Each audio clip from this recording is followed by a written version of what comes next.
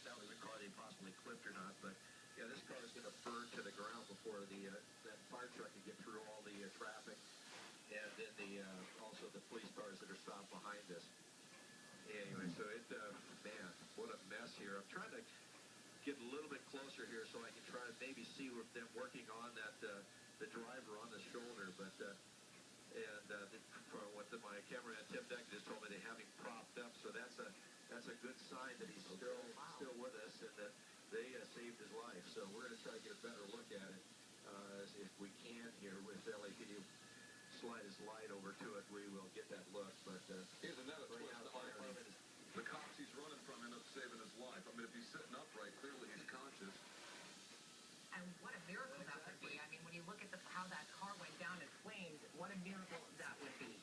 Incredible. Well, you see him right there. They've got the lights on him. He is moving.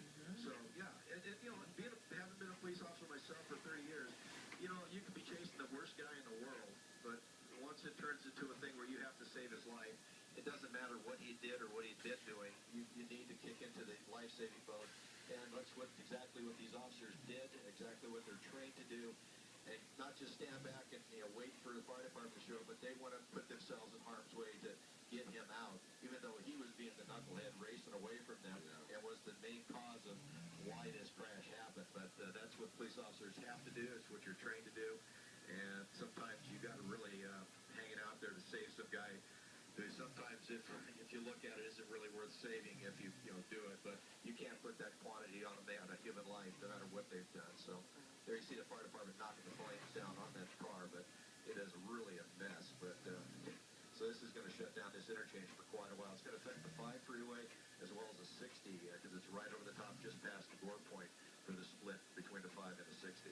Imagine the story that guy has in the car behind it. Let's take a look at some of that traffic as well, because the backup looks like it's going to be pretty bad.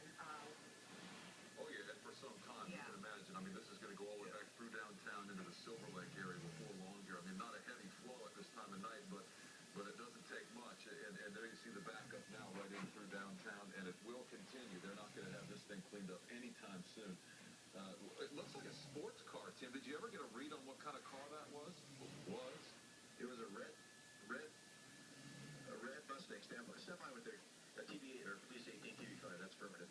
And then it was a red Mustang, high rate of speed. That's what they put it out as, single driver. So yeah, it was a sports car, and it was unbelievable how fast he was going. So yeah, it's the first crash I've ever seen like this, where you get that much fire, that much crash at the end, and then to get the officers to save the guy. Well, just that the fact that he's propped up and that he was moving, that we saw him there on the side, that he survived this crash, that the police officers that were chasing him came to the rescue and made that decision quite fast when the car was in flames is just such an incredible police pursuit. It's something I don't think I've ever seen before. No, I can't recall seeing anything like this on Los Angeles television or anywhere around the country.